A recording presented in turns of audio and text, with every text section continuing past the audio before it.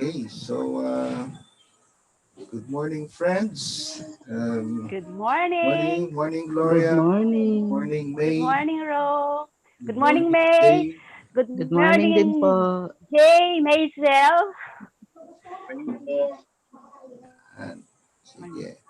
So, today, isi-share ko lang itong link natin, ha. First time po ako din. Nahihiya. Hindi. Okay lang. Huwag ka mahiya. Yes, correct. So now, so, so check it. So now, okay. Sige. So, okay. Good morning, friends. So our topic for this is the second.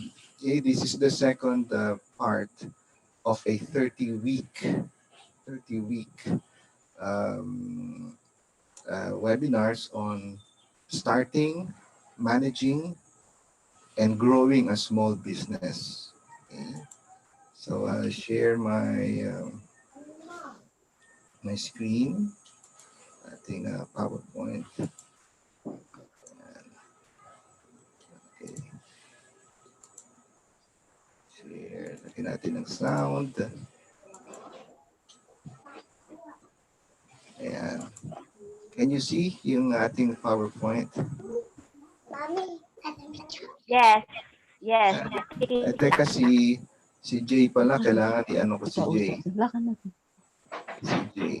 Lagyan natin para makikita si Jay ng ating, yan. Para pag nag-share ako, kita si Jay sa side. Alright. Okay. So, this is our topic. Number 2 na tayo. Second of a series. Personal evaluation. Okay, we will now focus on personal evaluation. Okay? Starting, managing, and growing a small business. By the way, for those who are asking, you registered, diba? You registered for the seminar, so you should have received a confirmation email. Okay, so check your email. Check your email. Nandun yung link ninyo. Okay, nandun yung link. Just click join the meeting. Okay, and then you will be led to this meeting. That registration, that link is special to you. Okay. So let me introduce a little myself. I'm Jose Romualdo B. Cumagun. Okay. I have a master's in business administration, but my real passion is really in communication. Okay? But because of my advocacy with persons with disabilities, I am forced into a situation where I have to make use of whatever skills, knowledge I have with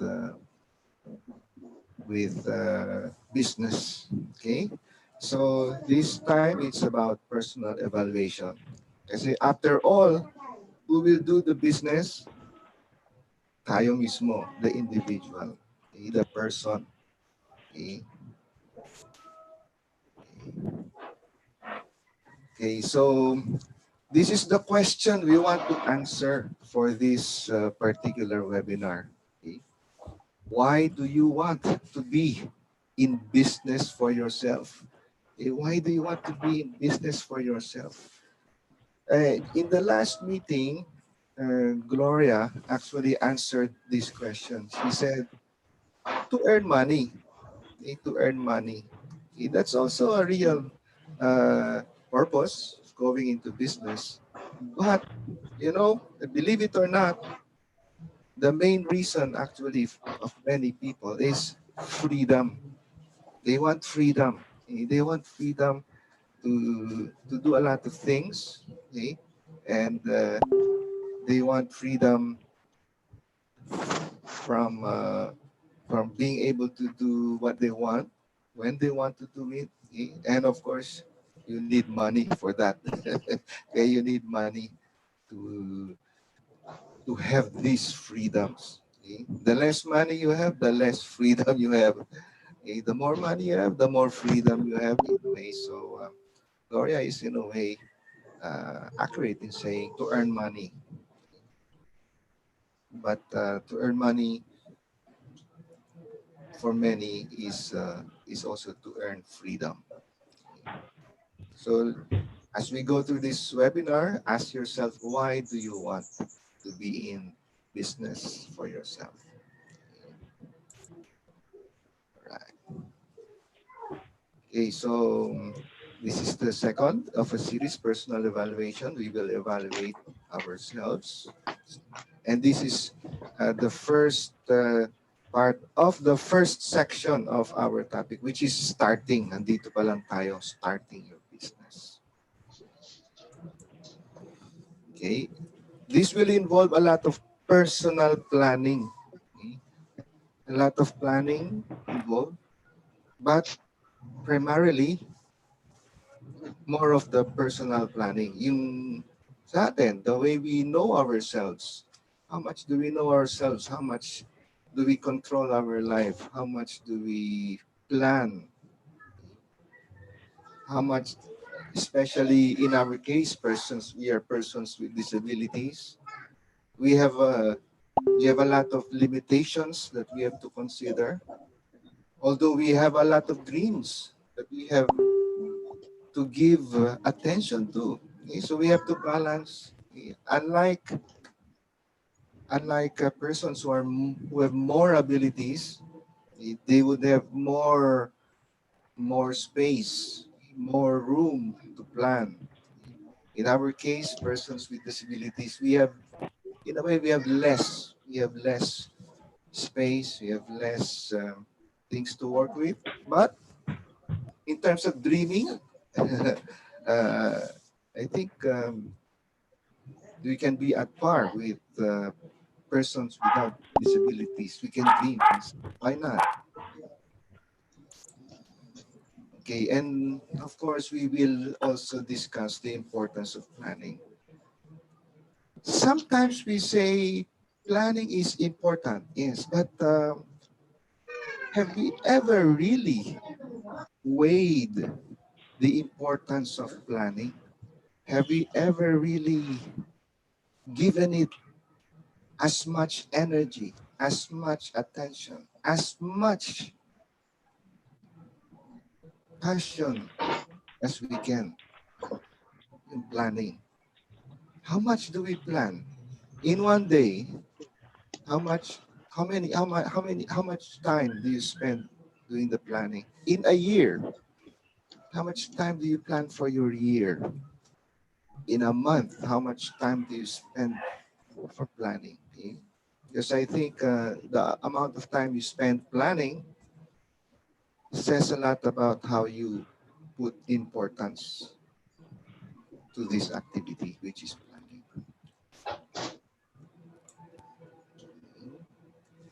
Okay, so let's go now to personal planning. In personal planning is setting objectives. Okay? We need to know what is it that we want to achieve. We want to see. We want to know where we're going. That's why we have to set our objectives. And then part of personal planning is in risk assessment. Um, Life in itself is a risk. Life is a big risk to be able to live fully, and so is business. So is business. We can even raise the conversation to say the business of living. Kaya merong cost of living. So meron ding risk of living, meron ding risks sa business in business. And we have to assess. We have to, to determine how much risk are we taking and how much risk are we willing to take based if we want to reach our objectives. So planning. Let's talk about the importance of planning. Little more. This is just the big brush strokes. We will go into detail later. We will we will have to talk about how much money will you need to start. Okay, in business, it's really about the art of money, the art of money, the art of managing money, the art of making products and services that will satisfy customers, so that we can earn money. But we need something. We need money to start something. How much income will you need? How much income will you need? Because we have our goals, we have set our objectives. How much income will you need so that your business will be sustainable? Evaluating the business. Okay, this one we will also talk in detail later on in the third series. But in the meantime, we have to think about the business that you want to go into, and then failure factors. We will talk about the failure factors today also,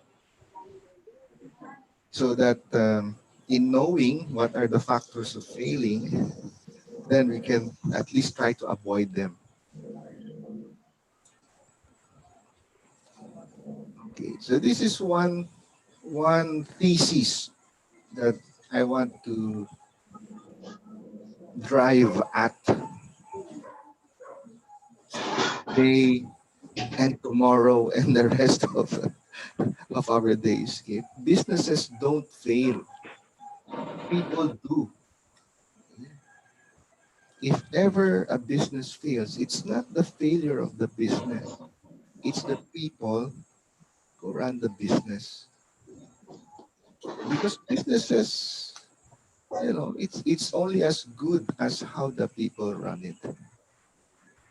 They don't fail. It's the people. Just take note of that responsibility. It is in our hands to make this business succeed, or to make this business run into failure.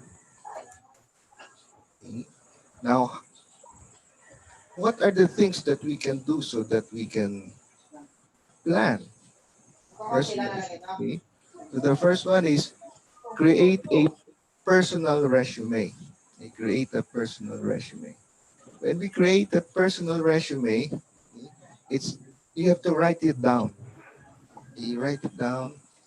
What are the things that you have? What are the things that make you unique? What are the things that make you strong? What are the things that inspire you? Okay? All these are part of a personal resume. Um, of course, we can also include the things that limit us, like our disabilities, so that we can have a complete picture, a realistic um, assessment of the things that we can do and we cannot do. Okay, this is a combination. List your personal attributes. Okay, the good, okay, especially the good attributes. Okay, list down all the good attributes. You can also list down the bad attributes of yourself with a plan that you are going to improve on these negative attributes, your personal attributes. Are you are you good with public relations? If you're good with public relations, I think that's a good personal attribute. Are you are you are you frugal? Do you save money? That's a good personal attribute. Are you a risk taker? That's another good personal attribute. I am suicidal. Okay. At first, we can think, oh, that's a bad personal attribute. But there are occasions when being suicidal means taking a life risk. Doesn't mean ending your life, but could mean taking a very big, giant risk that only if you do that risk, if you take that risk, maybe that's the only way to do it. Okay, so I'm looking at the word suicidal from a positive point of view. Okay, detail your professional attributes. Okay, these are the professional attributes. Um, are you somebody who is prompt? Do you come on time? Do you come on time to your appointments? Do you do your job even if the job is boring? Do you listen to the opinions of your colleagues? Do you do your job to the best of your abilities, even if it takes, even if you have to do overtime? Okay. So these are some professional attributes. You can all include that because these are all assets. These are all assets, and these are things that people can do so that their businesses can succeed. Now let's talk about setting objectives. Setting objectives. Let's talk about the objectives themselves. Okay, objectives specific and detailed. The more specific, the more detailed your objectives are, the better off you will be. Like, for example, Gloria and I had a conversation. Glo, do you want to become rich? Then Glo would often say, of course. So I would often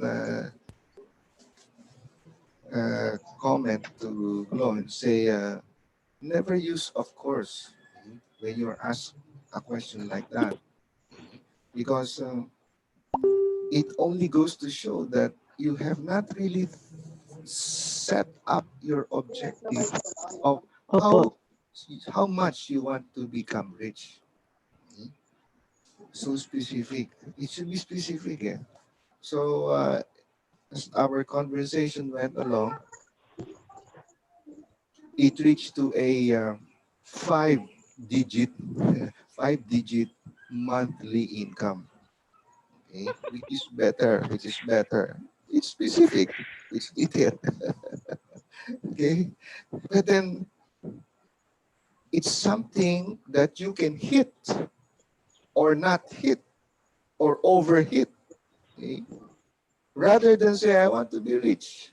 I want to be rich. Of course, I want to be rich. Compared to, I want to be rich, this amount of money, let's say 55,000 a month. Oh, di ba? Very clear. You know whether you are succeeding or not. Some would say, I want to be rich. Kasi the question you have to ask yourself, how rich do you want to become? Okay, you want to become rich? Next question, how rich do you want to become? Some people would say, I want to become rich so I could just pay my bills. Pwede rin yun. Okay, pay my bills. You'll be happy with that. If you're happy, pay with your bills.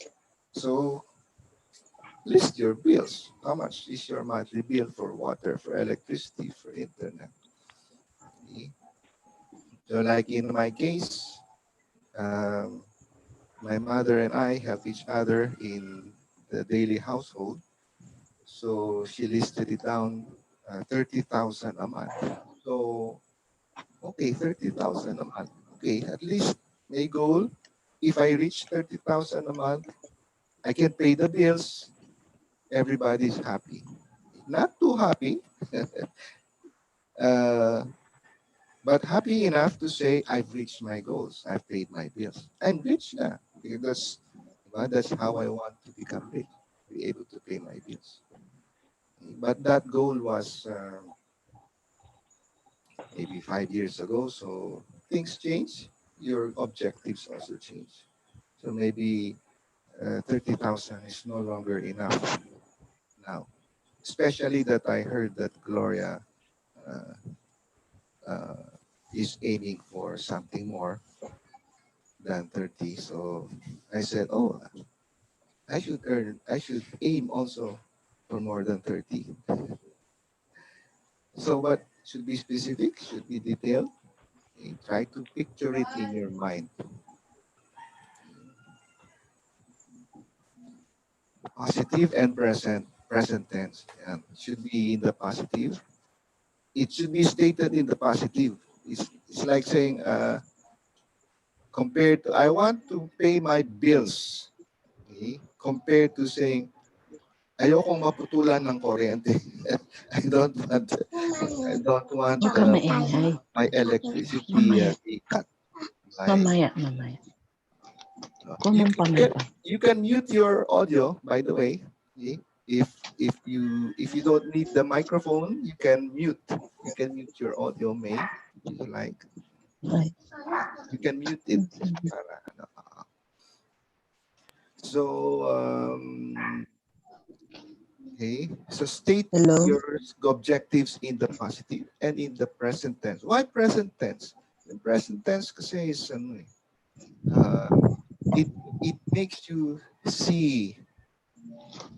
Let's say let's talk about 55,000 a month. Okay, 55,000 a month now. It's 55,000 a month now. It's an objective now. It's not 55,000 a month 1 year from now. So it's now present. Here I'm trying to encourage some visualization, also visualization activities. You can picture it in your mind. Your objectives, you can picture your objectives in your mind. After all, that's like a dream. Di ba? A dream is in your mind. A vision is in your mind. So an objective is in your mind. And if it's in your mind, if you can see it, if you can think about it, if you can see it, you can also feel it, you can reach it. Realistic and attainable. Okay, so this is where we have to do some balancing. Okay, realistic, it's attainable. Okay, because what is attainable for me may not be attainable for you. What is attainable for you may not be attainable for me. What is realistic for one person may not be realistic for another person. Okay. So this involves a lot of personal knowledge. What is realistic for you? What is attainable for you? Like in my case, for example, I have trouble. I have trouble setting limitations for what I can do, for what I can attain. So my habit is always aim for something that is almost impossible. Okay, how else can you achieve something? Okay, how else can you achieve something great if you don't aim for the impossible? Okay. So although there is some truth, some wisdom in setting objectives that are realistic and attainable, I believe there is also wisdom in setting objectives that are impossible, because we never know the greatness of our spirit. We never know the miracles that can happen along the way. So realism, attainable, and the impossible. One of my favorite songs is The Impossible Dream. To dream the impossible dream. There's some truth to that, but there's also the need to balance with realism and so how much you thread realism and idealism, you have to learn that along the way. The short term and long term. We have objectives, we have short term, okay, and we have long term. We have to divide, okay, we have to strategize, we have to divide our goals. This one, this is for today. This goal is for today. This goal is for next week. This goal is for next month. This goal is for this year. This objective is for 2 years, 5 years, and so on. It makes us see our milestones. Your miles. Oh, we did it. We reached this. We reached this. We did this. We did that. By the time you know it, we are already in our um, in our goal. We have reached our goal.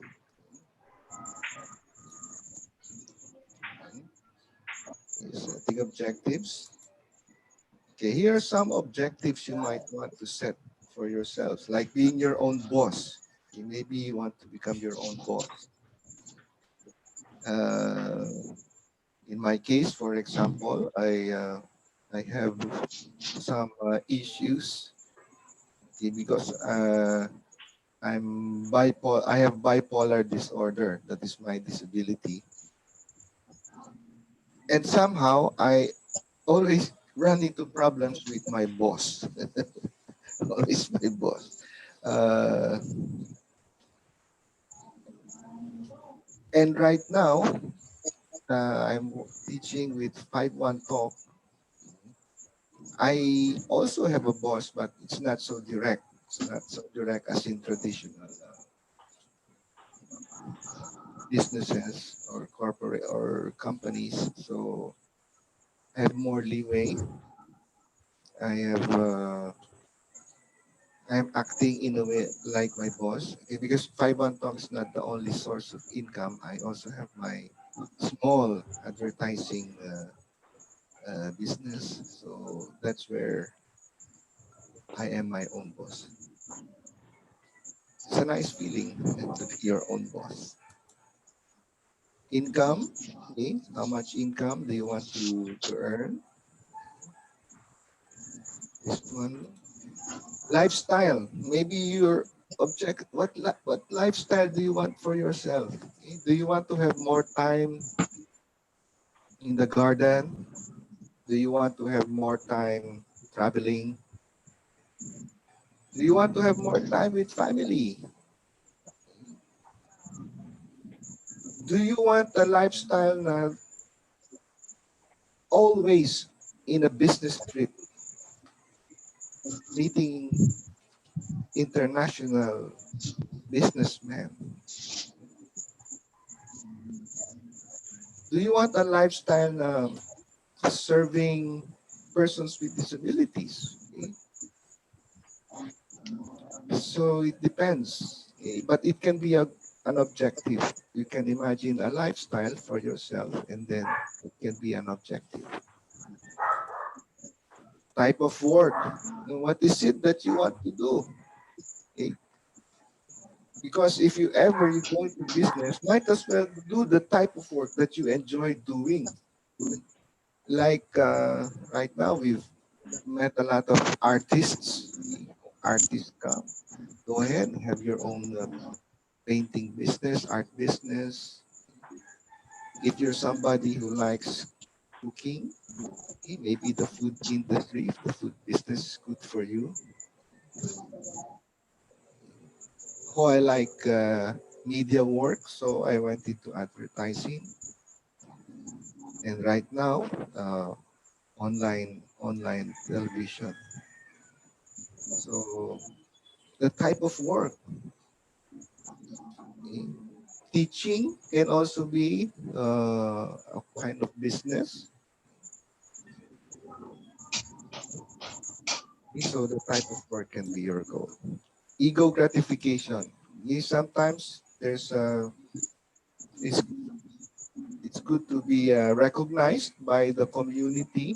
If you're recognized by the community, oh, okay, siya, he succeeded in making a living by himself.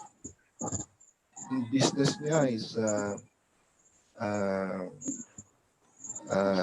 raising of native chicken, for example. Native chicken, he has a small uh, farm, may native chicken siya, he sells eggs, he sells chicken meat, and he has a little fruit farm. Then he becomes a community leader. Okay, so it's all part of being gratified uh, and recognized for for your achievements, for the ego.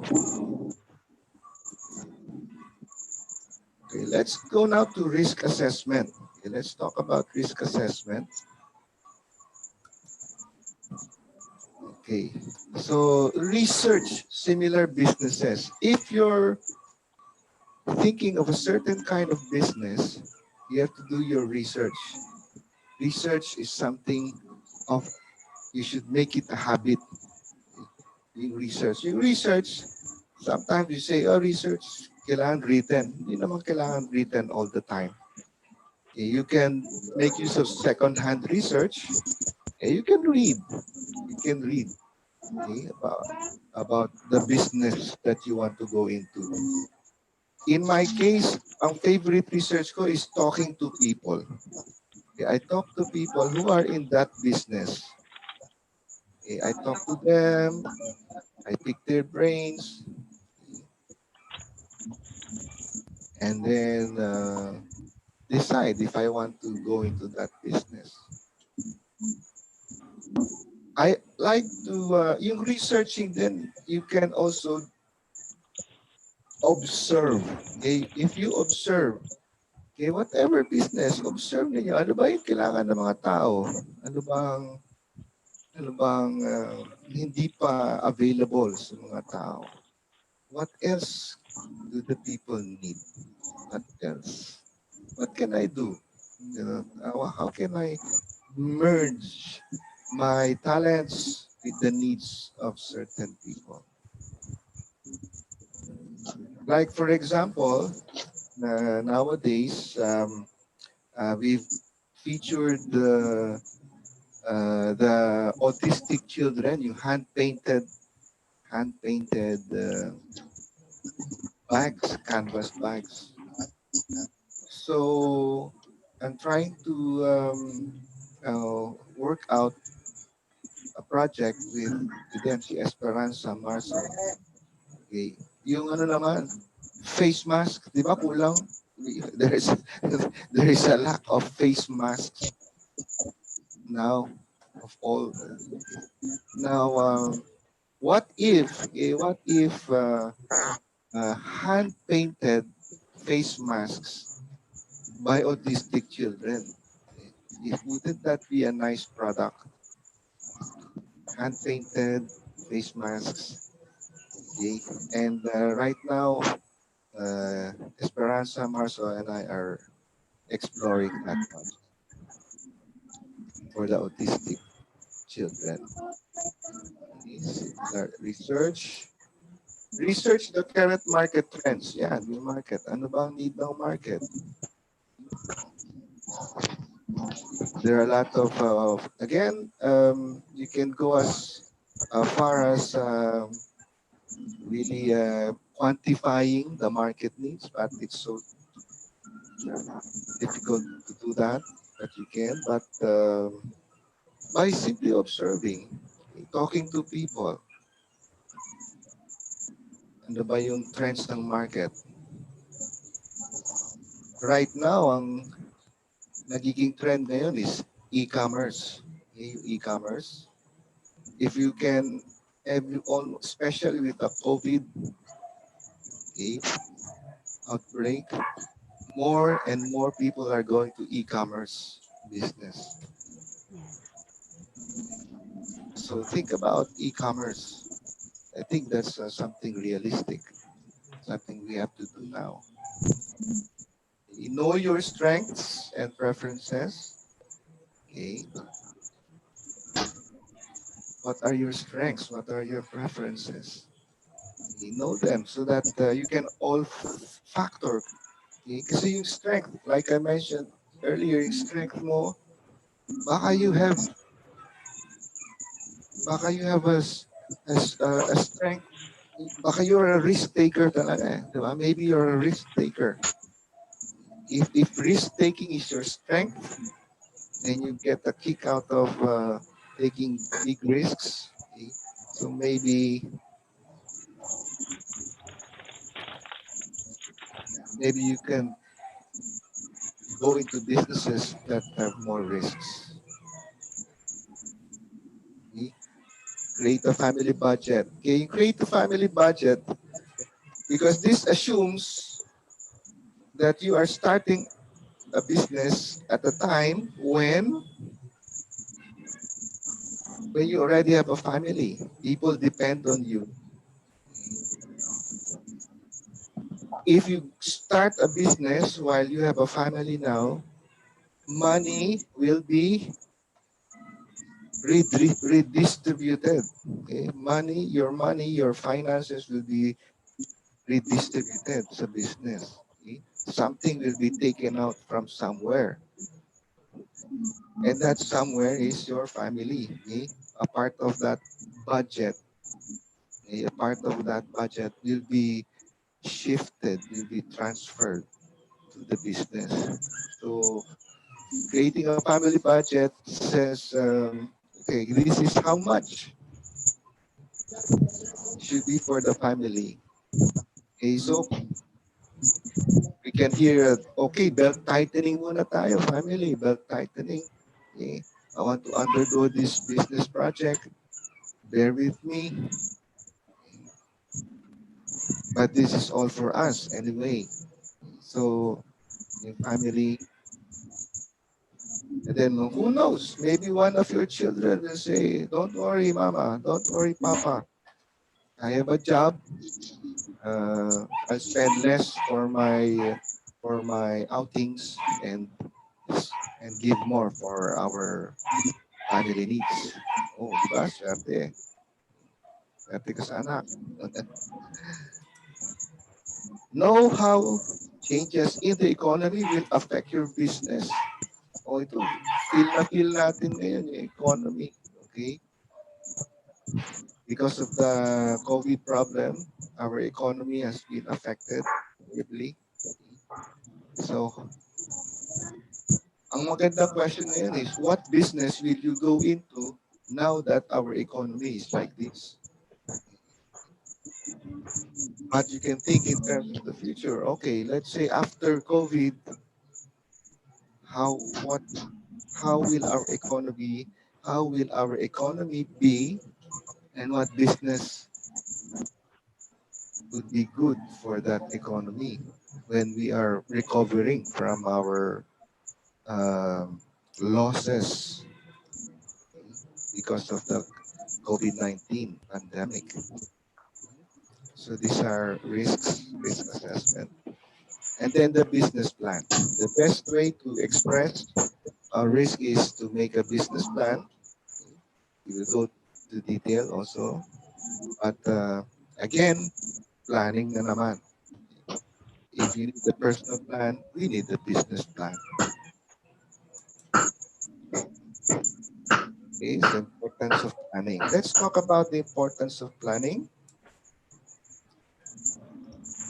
Okay, this is one important thing. Okay, insufficient capital requirements. Kasi when we plan, wala naman tayong capital. What is the plan? Okay? Sometimes ganun, di ba? Nakakatamad, nakaka-frustrate. Ito yung dreams mo. Wala ka namang capital. Or meron, but it's insufficient. sufficient capital requirement. Okay, so, paano yun? Do we stop planning? Do we stop planning if we have insufficient capital requirements? Optimistic market opportunities resulting in an overestimation of projected sales. Ito naman yung opposite. Okay? Feel mo, you really feel, wow, once I do this business, it will sell like hotcakes. Hotcakes ito. Upus, sold out ito in one day. And then it turns out overestimate pala tayo, overestimated. So that can be uh, a problem, maybe if we don't plan well ahead. Saturation of market by competition. Competition. Saturation, puno na, puno. Sometimes we plan, but we didn't consider everybody is thinking along the same lines, along the same plan. And then when we do the business, lahat ang dami. Puro ganun na. Punong-puno na. Oversaturated. Poor access to markets due to bad location. I remember Lorelai Liwanag, they went into business. They got a franchise, a food franchise, but they said bad location. Okay, so poor planning yon. I think that was uh, an example of not so good a plan.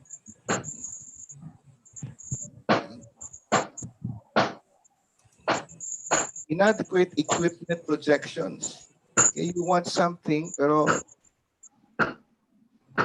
you did not consider all the things that you need, all the machines that you need, all the equipment that you need. Kulang yung budget. Sayang yung plan. Sira yung plan. So the plan is something, it's really something you will work on. Okay, you think about the plan and then you will do the plan. Okay, so you really have to think ahead and think wide and think deeply about what you want to do. Okay, let's talk about how much money you will need. Okay, need to start licenses, tax deposits, marketing budgets, professional services, pre-opening payroll, insurance. Okay, so many things to think about. The rent, phone utilities, equipment, fixtures, inventory, leasehold improvements are just some of the things. Going into business means you have to handle everything. Okay? In one of my experiences, sabi ko, sige, I will plan. And then, I spent a lot of money dito sa leasehold improvements. The leasehold. I don't know why. I wanted to put up a studio. Sometime 19, I think 2000 naman 2000, year 2000. I wanted to have a studio, a production studio. And I spent 90% of my money on the leasehold improvement, making the studio.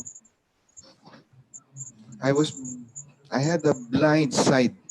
I didn't see all other expenses. I was fixated with that studio, with the blue screen studio. I wanted it so much. I didn't see all other expenses. After a month, I had to close down. I had to close down. After a month, my friend used to say to me, wrong, your business education is really you're spending too much on your tuition fees. Kasi yun yung tuition fee ko eh. Yung mga mistakes. I've had so many mistakes. I spent a lot on these mistakes.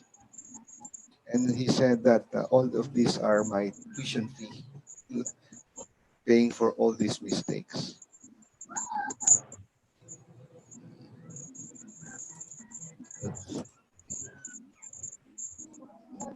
Okay, so look at that.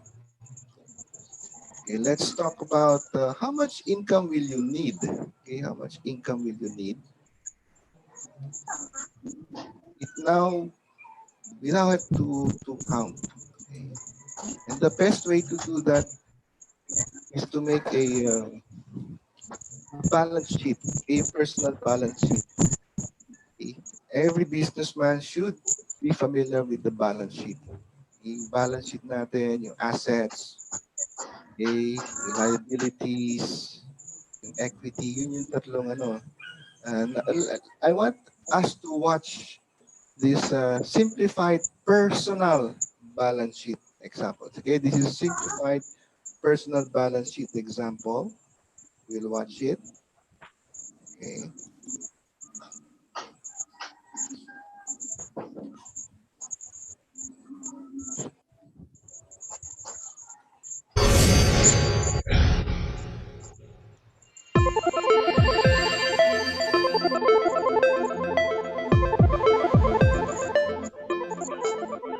The students arrived to their class today very confused. The professor had told them to come to class prepared to discuss their personal balance sheets, but they didn't understand what he meant by personal balance sheet, nor did they understand what the terminology of assets, liabilities, and equity entailed. The professor overheard their discussions and promised to relieve their stress with a simplified balance sheet example. Here we have Nancy, a young adult and recent college graduate who owns an old used car and is looking for an apartment. Now let's take a look at Tom. Tom graduated from college years ago.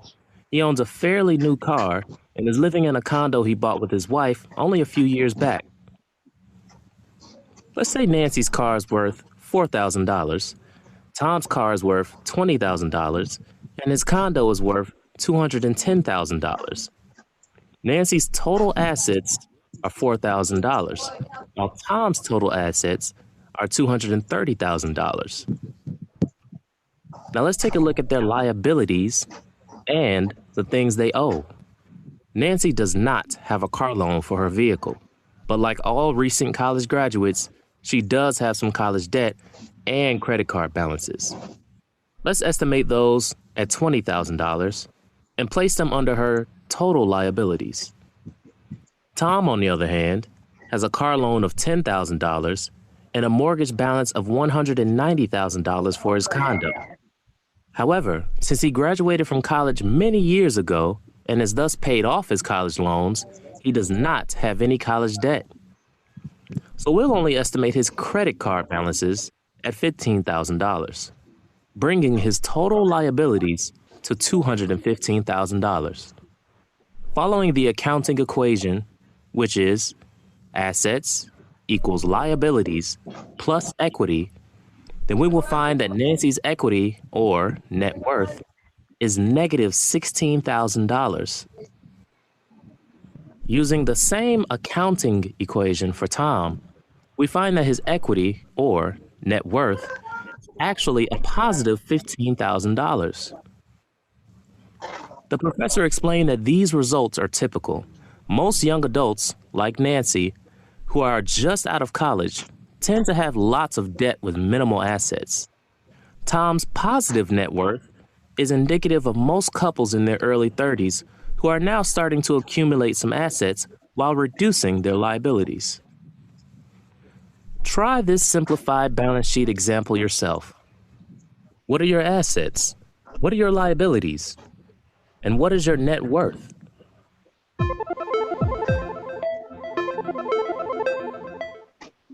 Okay. Yeah. Yeah.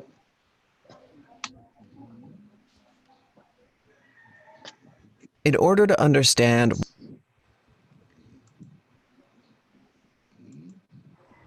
So that's the balance sheet. We should uh,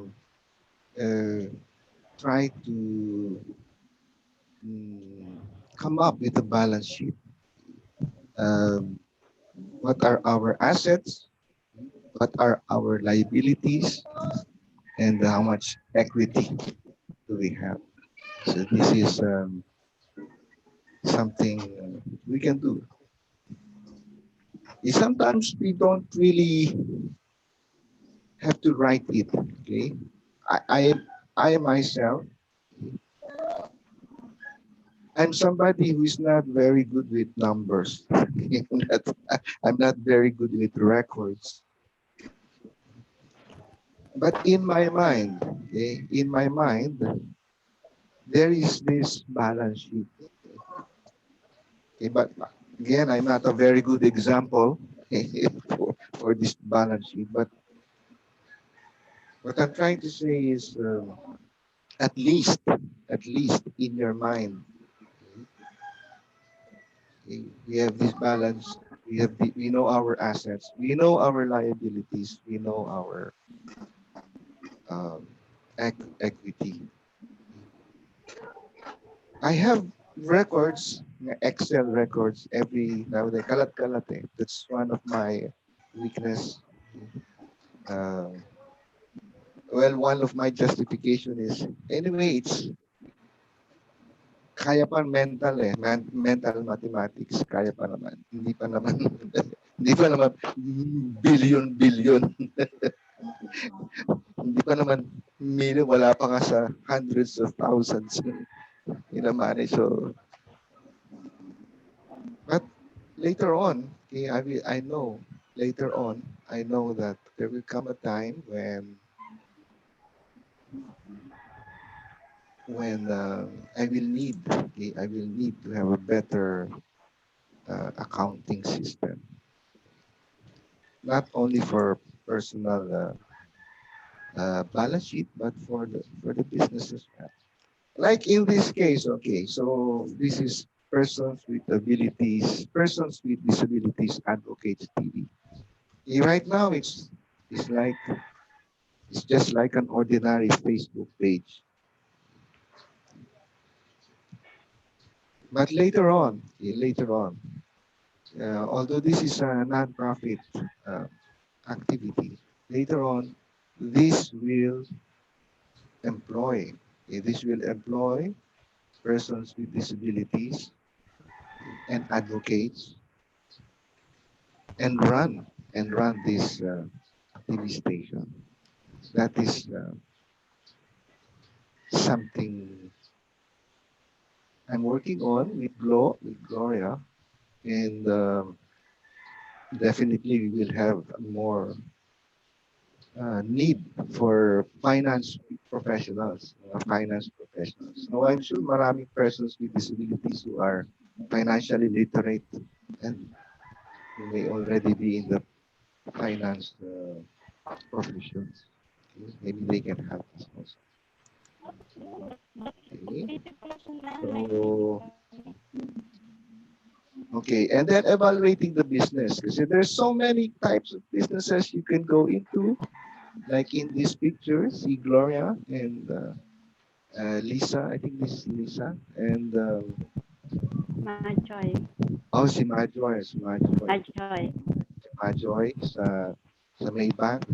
May training sila sa Maybank. So these are some of the products that Gloria is already doing.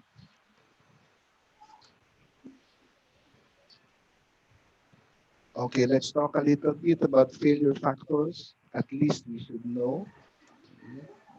Inefficient control over costs and quality of product. Okay? Pag sinabi, control. Okay? Gastos. Okay? And quality. Okay? Walang control sa gastos. Okay?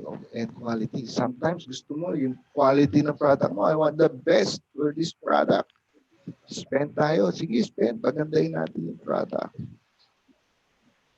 Hindi, okay lang yung product. Ano, Hindi marami tayo. Actually, we can learn a lot from Design Center Philippines. They have a lot about product development.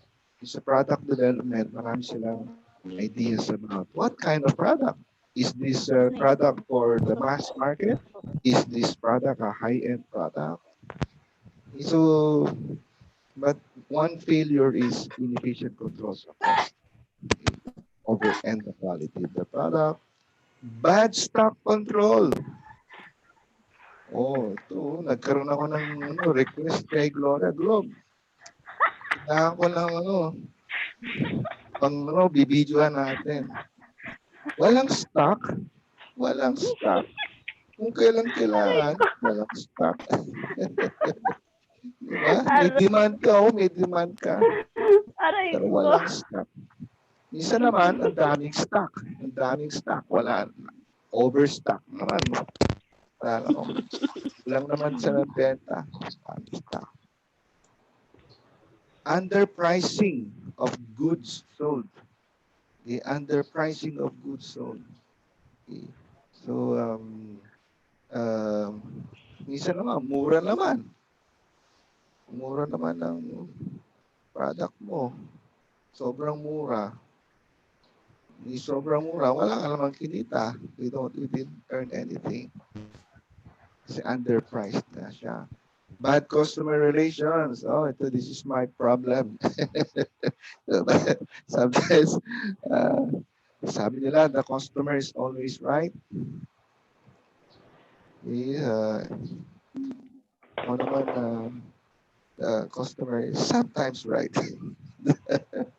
But but if you have bad customer relation, at least you try to improve your customer relations. Failure to promote and maintain a favorable public image. Kaya ba yung public image ng business mo? Ikaw, as a businessman, do you promote? Kasi the more yung public, actually, yung business kasi, you become a public figure na rin in a way, if you're going to business. Somehow you are public figure. You have to promote and maintain. Bad relations with suppliers. Guys, baka masyadong marami. You have too much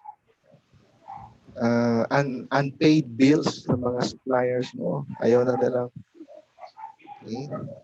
Like in my case, one of my suppliers is yung Zoom. Yung Zoom. I just made a terrible mistake. Kasi yung Zoom, I tried the Zoom phone. Yung Zoom phone.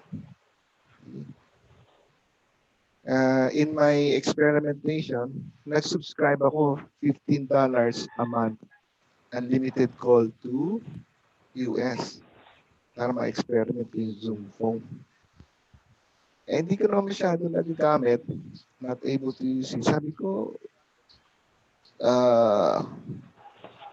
hindi ko muna babayaran dahil nag-pay the phone, $15 a month. Okay. Started March, April, May, at almost 3 months na. It turned out na every time I don't pay, meron silang overage fee of $1 per day. Yeah. $1 per day. So, hindi naman nila kinakat kasi yung phone eh. I'm not saying so, they just cut it. They will just cut it. And then I check my bills. Hindi pala ganun ang sistema. The system was overage yung bill, $1 per day, $1 per day, $1. Abot na ng 96 days yung overdue ko. That's $96. I want to maintain my relationship with Zoom. I have to pay. I have to cough up. Okay. But that is because Zoom as a supplier is important to me, so I have to bite the bullet and don't commit the same mistake next month. In a, in inability of management to reach decisions and act on them. Ito. Sometimes the management decides too slowly on things. So you have to decide as fast as possible and act on them. Whatever it is, you have to act on it. You can't just talk about the problems of the business. You have to resolve the problems. I have to do something. Sometimes the action is not to do something, like in my case, naging problem siya. So it's always better to reach a decision. What will you do with the problem, and what and do it. Do your solution. Failure to keep pace with management system. Yeah, management systems also change. So, are you a traditional type of manager? Are you a modern manager? Do you use a um, do you use telecommunication? Do you use the phone more often? Do you prefer one-on-one, face-to-face communication as a management system? Do you prefer listing down on paper, or do you prefer uh, going electronic in your records? Okay. So management systems also change, and the manager should adapt and keep pace with all these changes happening. Illness of key personnel. This is something given to us. Di ba? Most of us are already ill. Most of us are, Yeah, okay. uh, yes, Personnel. yung key personnel. Ito yung mga biglaan. But sometimes your leader, and then hindi natin masabi, we can say all of a sudden became ill. What do you do? What if you are the key personnel? Most probably you are the key personnel. What do you do if you become more ill? That's Are you prepared for that? Reluctance to seek professional assistance. There's some value of doing it yourself. Do it yourself, do it yourself. But there's also value in seeking professional assistance. Consult. Go ahead, consult somebody professionally. Failure to minimize taxation through tax planning. Okay, mga taxes. You can always plan for the taxes. Inadequate insurance. Okay, you need insurance. Wala palang fire insurance. Nasunog yung bakery na walang fire insurance. Mm-mm. Patay. Loss of impetus in sales. No? Bahala na. The product will sell for itself. Kaya mo na, ubusin na lang natin kung paubos na lang yung stock. Ayoko na magbenta. Katamad. Wala na drive. Wala na tayong ahente. May COVID. May COVID. Di ako pwede lumabas. Loss of impetus. Bad personnel relation. Ito naman, yung mga tauhan natin. Okay, we have people working for us. Bad personal relations can be loss of key personnel. Paano pag nawala na si ganyan? Paano pag nawala na yung accountant? Paano pag nawala na si production manager? Paano na yung negosyo natin? Lack of staff training. Okay, so training is very important. Even as simple as emails, email, email training.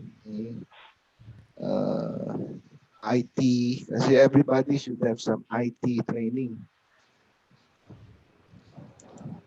Lack of knowledge of merchandise. Sir, ano ba yung binibenta natin? what is what is what is special about our product? Ay, dilis pala sa Tay. dilis pala yung product natin. Oh. Okay. Dilis pala. Okay.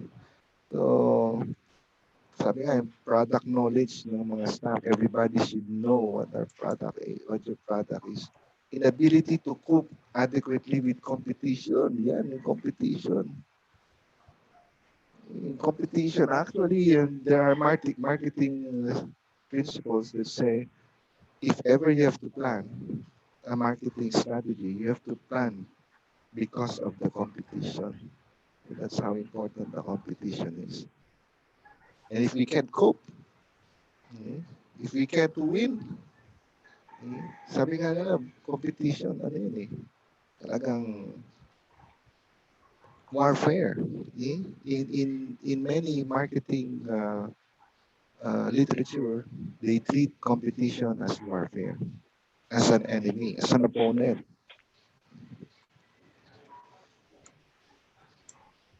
And then, competition disregarded. Kaya ko, I can. Sisiyo lang yan. Sisiyo lang yung competition. Kaya ko yan. Failure to anticipate market trends. Okay?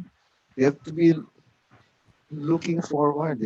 Ano kaya 5 years from now, anong mangyayari sa industry na papasukin ko? Hindi ko ma-anticipate na. Hindi ako ready for that. Like right now, yung market is really going for e-commerce. If you fail to anticipate yung e-commerce, if you fail to prepare for the e-commerce, maiwan ka. Lose control of liquid assets. Okay, the number one we lose control of is yung cash. Yung cash natin. Okay? Daling maubos. Daling mag-withdraw. Madaling mag-withdraw for personal use. Kasi wala na pang bayad ng kuryente. Bawas sa negosyo. Bawas sa negosyo. Insufficient working capital or incorrect gearing of capital borrowings. Yan. Okay. Or if we don't have, if we have capital, umutang tayo, okay, we borrowed, it wasn't properly used. Sayang naman. That can be a failure. Growth without adequate capitalization. Yeah, these are some given things like we need capitalization, we cannot grow. Bad budgeting is another failure factor. Loss of control through creditors' demands. Baka madaming sinisingil na tayo. Ignoring of data on companies' financial position. Ito na yung pasok sa balance sheet natin eh. Our balance sheets, our income statements will say, kamusta na yung negosyo mo? Kamusta na? If we ignore it, if we ignore what our financial statements are saying, then we are prone to failure. Inadequate financial records. Yeah, records. Extension of too much credit. Okay, so it's either ikaw nagpapautang o ikaw masyado maraming utang. Kasi as a business, pwede ka rin magpahirap. Bad credit control. Okay, this is, I think many of us, yung ating mga credit cards, this happens a lot of times in bad credit control. Dali kasing bumili ang credit. Over-borrowing, use of too much credit. Bad control over receivables. Okay, mga receivables, ito yung mga nakapag-serve ka na, nakabenta ka na, hindi pa bayad. Okay, so, hindi ka naman nangongolekta. Okay? You're not collecting. Magbabayad na yan. next month, next month, next month. Wala na. Nobody's paying anymore. Laging Wala na. next month. Oh, next month na, next month. Laging I next mean, month. kasi tayo, I mean, as a Filipino, parang hindi tayo sanay mangolekta. I mean, ito, Nahihiya. masama mangolekta ng receivable. But, sabi nga, business is business. You have to take control over receivables. Anyway, the product was sold, the service was rendered, and you just have to receive the payment. Loss of control through creditors' demands. Ito na yung, if we had too much to borrow, and all our creditors, we lost control of our, ang dami na nilang demands to accommodate more a more lenient credit terms, baka marami silang demands, daming giveaways, maraming freebies. All right, so that's it. Okay, so what we try to do is yung personal evaluation, yung planning sa self natin, and also planning for the business. Okay, so I'll stop the sharing now. I'll opening the floor now for questions. See Jessan. Welcome, Jessan. This is Jessan. Jessan raised her hand. Kaso nag-freeze yata si Jessan. Parang nag-freeze. But I saw her raise her hand earlier. So, sige. Oh, sasalita ba? Jessan?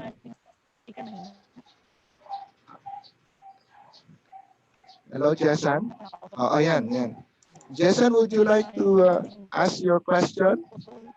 Jessan. Mm-hmm. Oh, hindi ko masyado marinig si Jessan.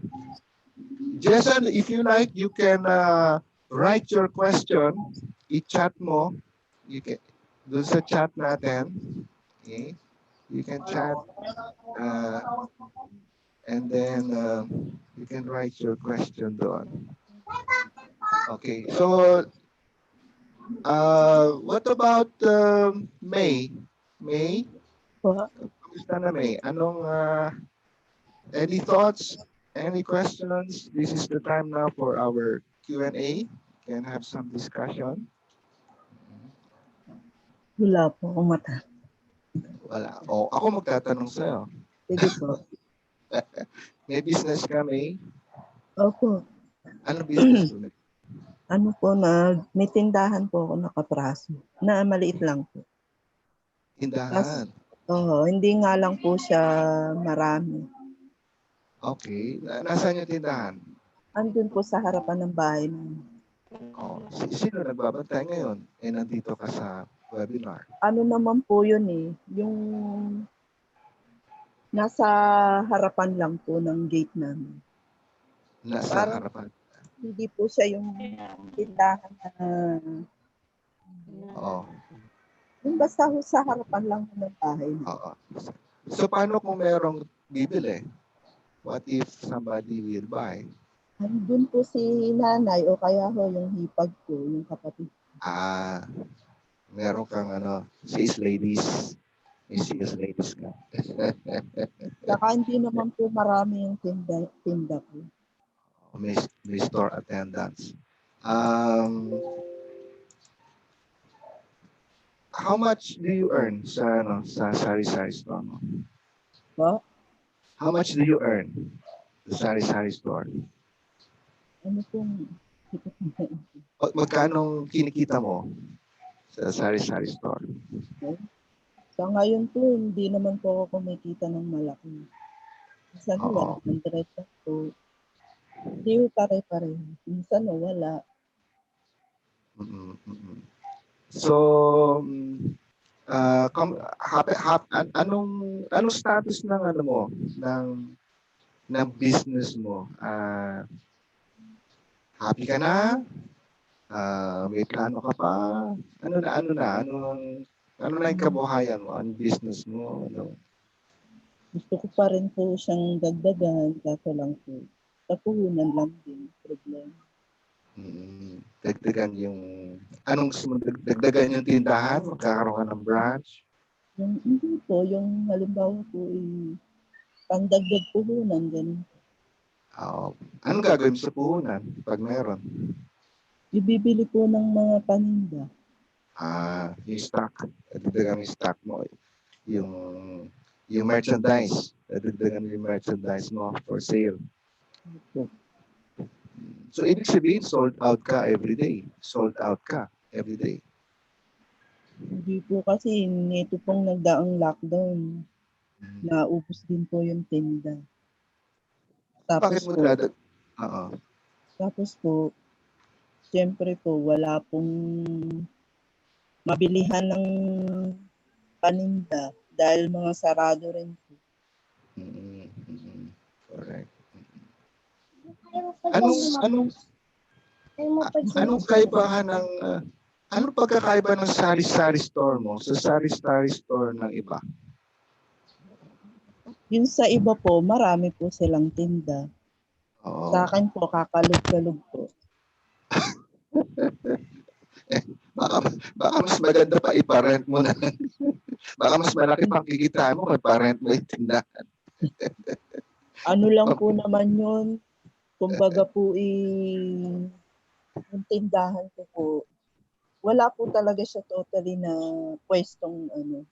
Kumbaga, sinabit ko lang po sa harapan ng bintana namin. Sa may pinto po, ganun. I see. Yung tanong ko, anong pagkakaiba ng sari-sari store mo sa sari-sari store nila? Ibig ko sabihin, ano ang unique doon sa negosyo mo? Ano special? Paano kasi competition yan, daming sari-sari store, di ba? Pero ano yung unique? Bakit sila doon bibili? Hindi doon sa katabing sari store. Ba't sa'yo sila bibili? Yun ang ibig ko sabihin. Anong kaibahan?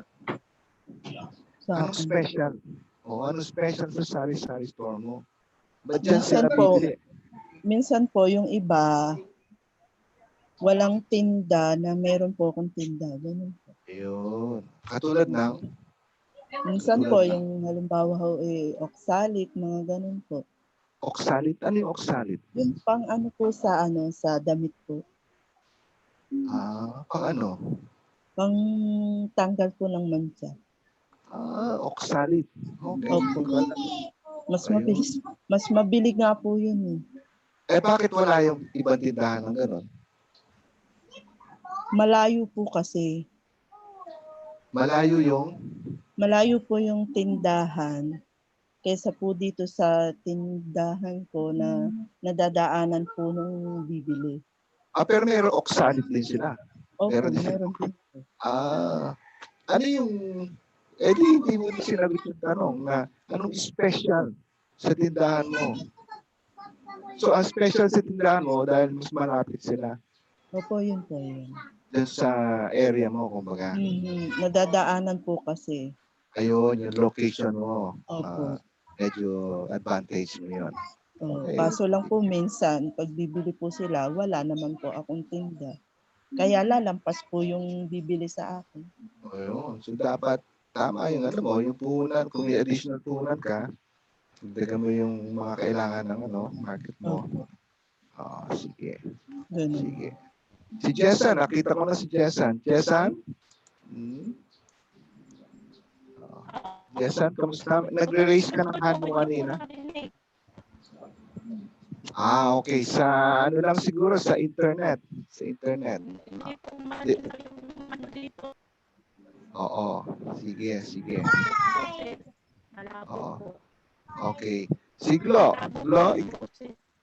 Sige. Glo, ikaw naman. Yes. Ano itatanong ko? Yung ko doon sa assets and liabilities, nag-undergo ako niya ng accounting, but then when it comes to business, hindi ko siya in-apply.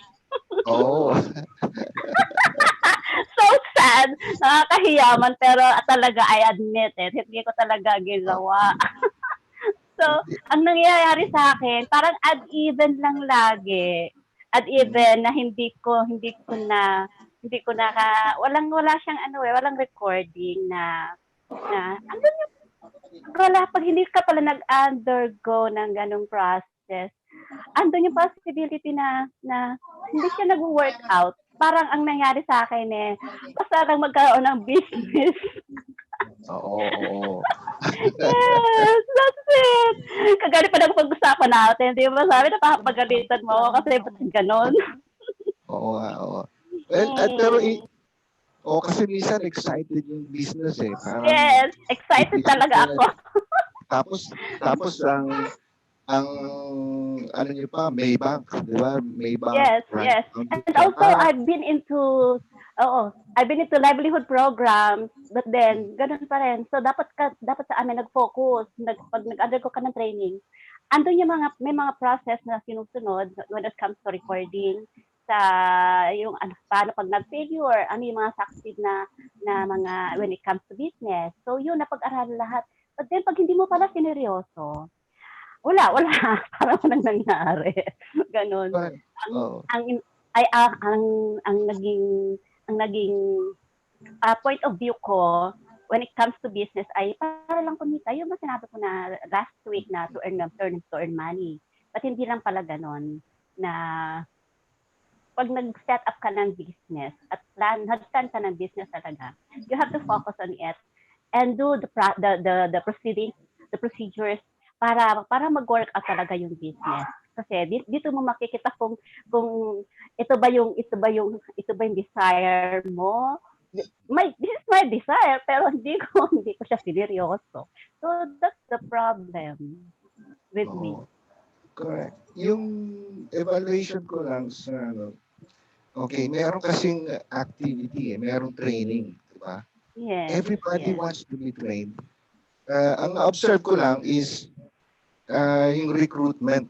Yung recruitment na training niyo, parang, sino gusto? Meron bang parang this one? Ganyan. Okay, so may 50, okay. 50, okay. Parang ano lang, parang selective lang na, sige, gusto mo ba? Pero yung desire na go into business ay wala. Siguro meron a few, pero most. Ako kasi, I'd rather have a small group. Pero meron na silang ginagawa about business. Like in this case, si May, may tindahan na, diba? Ikaw, meron ka nang nasimulan din. Okay? And start from there, di ba? Itong kayong dalawa, okay? Pwede mag-grow yan Pwede mag-grow. Kasi interested na kayo. And yung meron kasi initial excitement sa pag nag-start ka ng business, you're excited, di ba? Go. Go lang. Pero somewhere along the way, parang teka na, nahihirapan na ako. Walang nangyayari. Natin sabi, fold up, close na lang, or pabayaan, di ba? Parang pabayaan. Minsan gano'n makarami gano'n, pabayaan. Anyway, yung in-invest ko, hindi naman masyadong mataas Di ba? Or, minsan mataas yung in-invest mo, biglang na-realize mo, naku, talo ako, lugi ako. Sige, bite the bullet na lang. Pasensya na lang. Later na. Kaya ako na lang, pintasan ako na mga kaibigan ko. Tapos yung tinanong mo kay May about dun sa ano yung meron sa tindahan sa kabila na ano yung meron siya ano yung meron ka na wala dun sa kabila. Ang tawag dito sa training ng Maybag is Blue Ocean. Ang Red Ocean is all about yung lahat ng tindahan meron. Pero pagdating sa Blue Ocean, yung tinatanong mo kanina, na ano yung meron ka na wala sa kabilang tindahan. So ito yon. Sa akin naman, yung ina-apply ko yung Blue Ocean na ano yung, for example, doon sa tinitinda kong sa product ko na siomai. Lahat ng tindahan, corners, kanto-kanto sa amin sa barangay ay may siomai, nagtitinda ng siomai, talagang kumikita. But then sa akin, dito ko nagamit yung natutunan ko ng Blue Ocean na ano yung meron ako na wala sila. Ako yung specialty ko sa siomai ko is sa akin is siomai with quail eggs sa loob na meron pwede siyang depende sa gusto mo kung fried siya or steamed lang. So yun yung meron ako na nawala sila. And then yung aking atsara na specially made na ano yung meron sila kasi ganun din sa amin nagkalat ang mga tindahan ng atsara. Bakit sa akin sila kumukuha? Kasi meron akong material na something na nawala doon sa iba. So yun yung creativity ng isang nagtatayo ng business when it comes to food products na ano yung special mo na kakaiba na meron sila pero sa iyo ay merong may material ka, may ingredients ka na nilalagay na special na ang tendency yung mga customer na market ay sa iyo pumunta. So yun yung natutunan ko. Ayun. So, thank you for that. Yun yung gusto ko i-drive at kay May kanina. Okay. Yes. Sa terminology ng marketing, we call it sa advertising din, yung unique selling proposition. Yes. Unique selling proposition. What is unique about your sari-sari store? Kasi ang daming sari-sari store, di ba? What is unique? Tabi-tabi. Kaya you have Dito sa amin, ganun din po. So, yun. Sige, we have spent an hour and a half. I'd like to thank Jay for being with us. Alam mo, si Jay, in-invite ko din dito not only as sign language interpreter, pero guest din si JJ. Would you like to comment sa ano? Kasi I'm sure you have some business experience then. I don't have any business idea, but meron po akong once I took business administration in Meron College. There is just 1 year yung naranasan ko as a student of the business administration. Yeah, the business plan was already given to us, the management. It was so easy. Pero pag nga, sabi ko nga, pagdating sa numbers, that's my water. That's my water. So, ang masasabi ko lang, you have also isang business na napag-usapan namin sa Antipolo, it's a group of persons with disability, was setting up ang tawag dito, manpower business. Manpower business, correct. Something like, because some of the persons with disability having a hard time to apply. Correct. So what they were thinking about, sinishare ko na, pero wala pa kasi pang gumagawa. Ang nasa isip nila is to have a manpower for persons with disability. Like for example, started out with janitorial services. Kaya ng chef yun. Kaya ng may disability yun. Tapos sila yung mag-link sa ibang company na naandun mismo. Like for example, sabihin natin sa Marikina, gumawa kayo ng persons with disability manpower agency. Then, kaya nga sabi natin, it depends on the law kung paano mo i-advertise. Sabihin natin, because it's at least 1% ay dapat binibigay niyo sa person with disability. So, ang person with disability manpower would also somehow balance of checking to the different company check if they're doing the 1% na binibigay nila sa person with disability. So you could also check that because pwede mong kumukunin yung law under ng Office of the Mayor. You have the law na dapat bukuha sila ng persons with disability at least 1% employment sa kanila. Correct. That's what will you do. Pag nakita mong wala, then you can have an agreement with the company. Kahit sabihin nyo, janitorial sa amin po, agency naman po kami eh. Then, what you do, ikaw ang magbibigay ng training dun sa persons with disability. So ikaw magte-train, pati yung attitude nila about work. Tapos, pag na-train mo sila, ikaw mo magbibigay sa nila. So you are being a source of that 1%. O di ba yung idea ko lumalabas na? Kaya nga sinasabi ko dati, how do we do it? Dapat sa Persons with Disability Affairs Office, ito yung ginagawa that they have in the barangay level pa lang na dapat may agreement sila sa mga malalaking company. O, halimbawa, business permit. Every year or every 2 years, you're giving up business permits, di ba? O, sige, yung business permit na yan, bibigyan ko ng business permit as long as the agreement of we're looking at, you have a 1%, at least 1% employee for person with disability. Pagka sinabi nilang, wala kami yan, we will not accept that. Sorry, pero will not give you the business permit. You have to out. Kasi it's a win-win situation. We're going to give you the business permit, pero kailangan check namin kung meron kami 1%, at least 1%, na naibibigay for persons with disability. Pag sinabing wala, paano namin gagawin yan? Then, sasabihin niya, okay, you have to talk to the Persons with Disability Manpower Agency. Diba? So, it's something working out.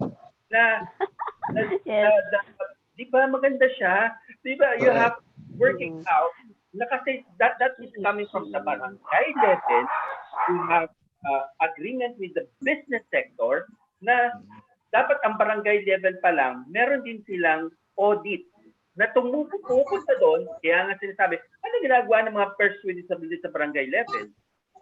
So you go to the business sector. Meron silang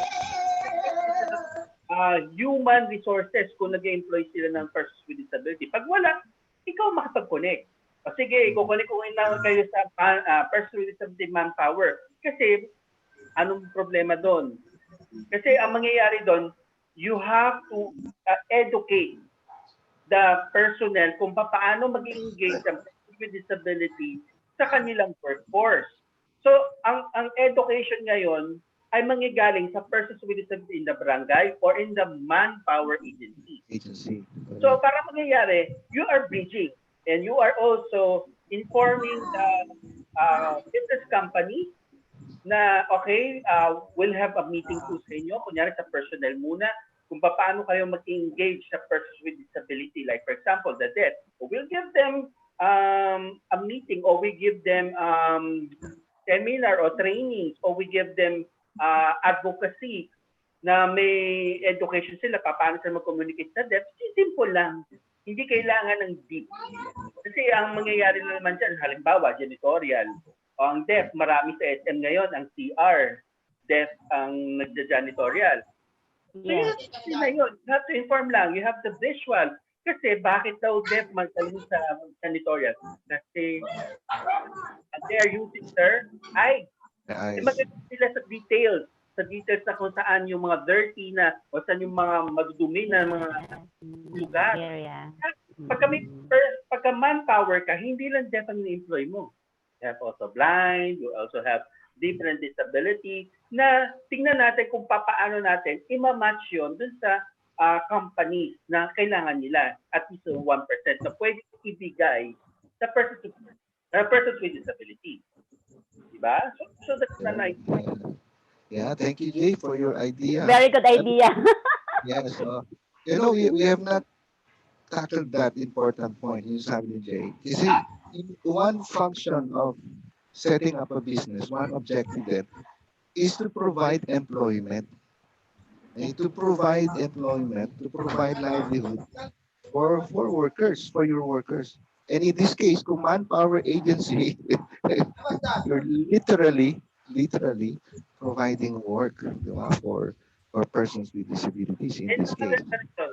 May also add, pagka kunyari si Ate Gloria nasa PIDAW office, pwede mo kasing alalayan yung manpower eh. Like for example, paying taxes or whatever the needs for the manpower, nandun ka. Not to give favor, pero to check if it is running smoothly along with the taxes that they have to pay. Diba? So, para nangyayari ang government and also the persons with disability sector having a manpower agency.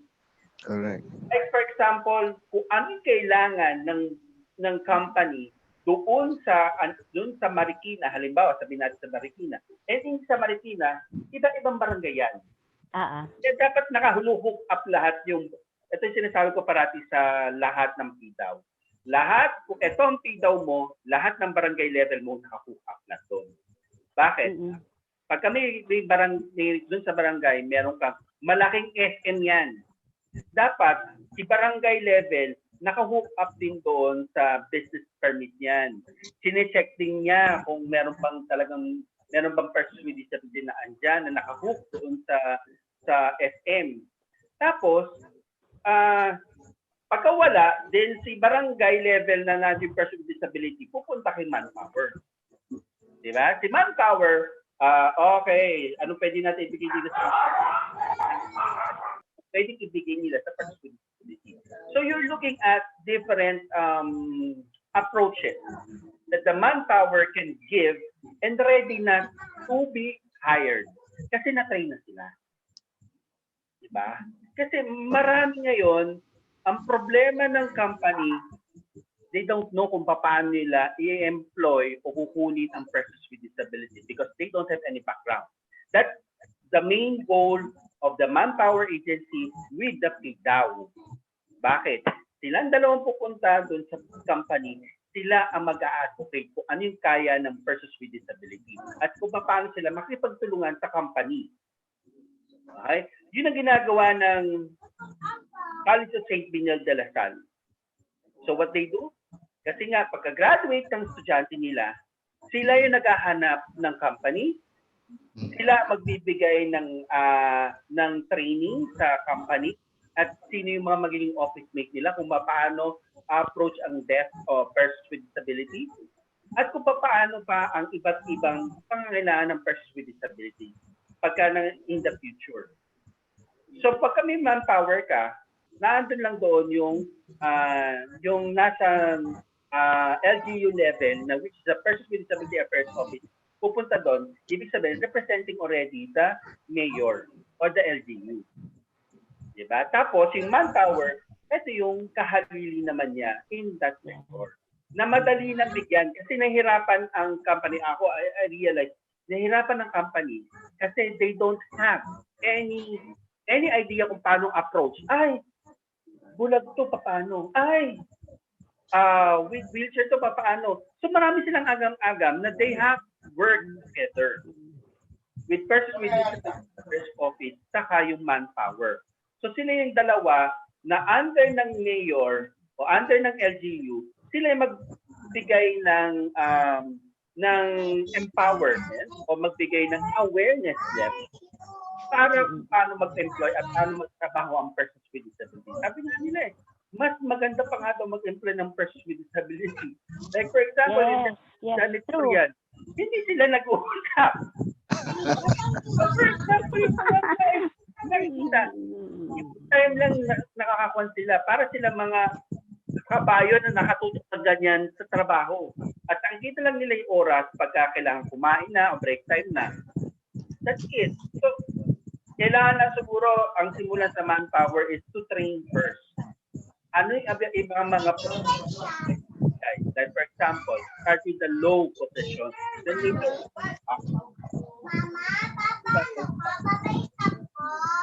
sa totoo lang, some organizations are doing that. Ang problema kasi, walang ngipin, walang implementer. What I mean is, etong ang organization, kami ang mag-link ng persons with disability dito sa company nito, pero si company, pwede i-shove off lang yan. Bakit? Kasi, hindi niya nakikita na kasama niya si LGU na merong ngipin na implementor na kailangan mag-employ kayo kasi ito yung sinasabi sa bata. Diba? And that is, for example, si Ate Gloria, siya yung nasa PDAW, siya yung naandun.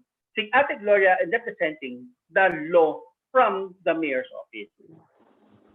Diba? So, yun lang yung suggestion ko na naibigay ko din sa Antipolo, pero yun nga, sinasabi ko, medyo yung PDAW doon, medyo malaki ang problema daw. Hindi ko alam kung ano yung problema na yun.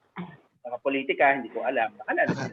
So, sabi ko, hindi ako mag-front. Kasi dapat, ang Persons with Disability Affairs Office, kayo yan. Ako, consult lang. advice lang ang kaya kong magbigay. That's it.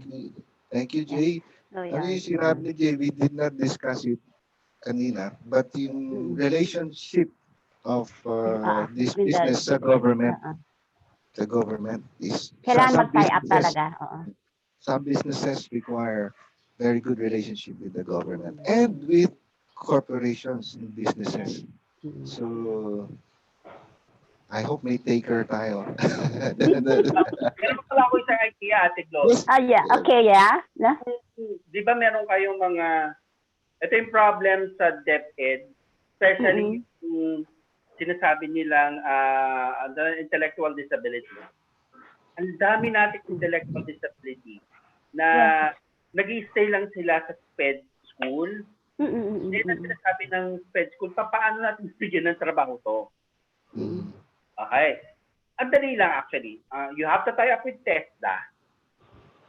At yung pag-tie up nila ng TESDA, dapat si DepEd, saka si TESDA, kasama doon. And kasama pa rin si PDAW pagdating nila paglabas, paghahanap ng ito naman yung manpower na sinasabi natin. Na ita-tie up sila sa malalaking company. Ganun dapat eh. Dapat nakikita natin ganun. Sinabi ko yan before, pero yun na nga, ang hirap din kasi sa DepEd dahil for example, ako yung SPED teacher. Ako yung kailangan kong mag-isip na kumuha pa ng TESDA, ako lahat. At ang hirap pag ikaw ang hawak mo lahat ng SPED schools. Kaya nga sinasabi ko, ang mga teachers hindi lang dapat nakatutok sa eskwelahan. Ang SPED teachers dapat naka-tie up din sa PDAW. Dapat naka-tie up din sa iba't ibang organization.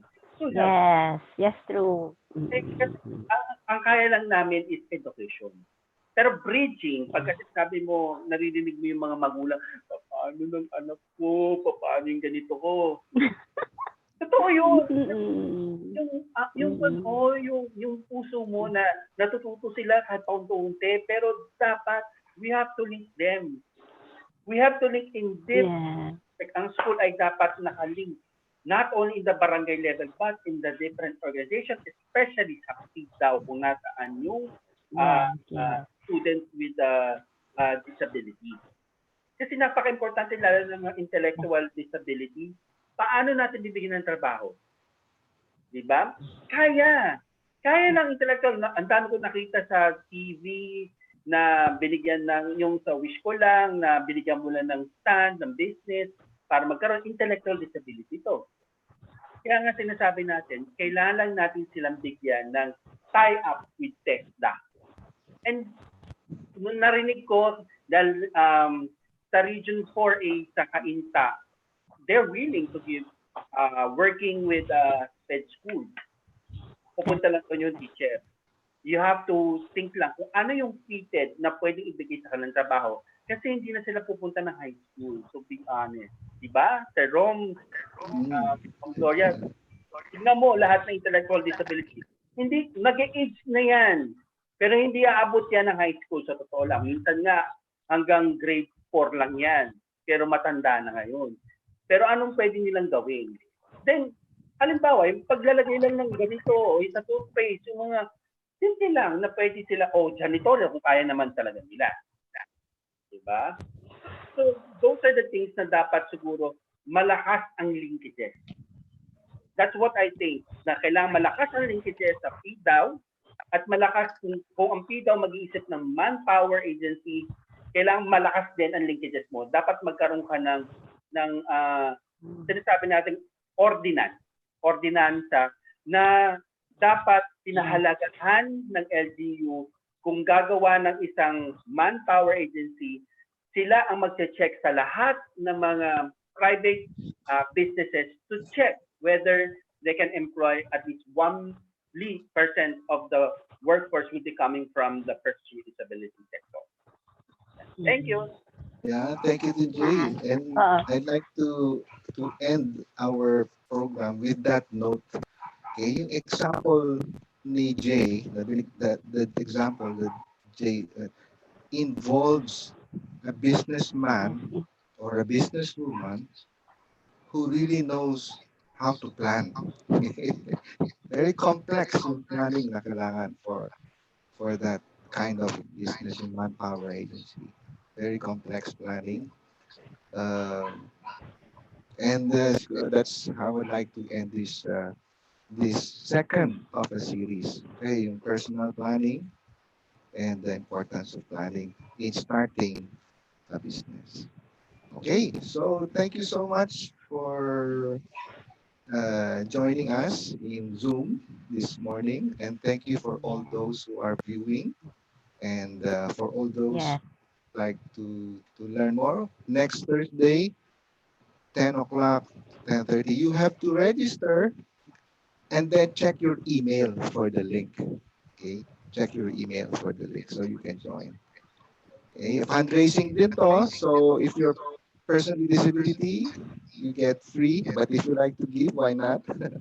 But for those who are non-persons with disability, non-disability persons, we'd like to request $5 so we can continue to fund these educational activities. Okay, all right. Have a good day, everybody. Okay. Have a good Yeah, day. okay. Thanks, Bye. Jay.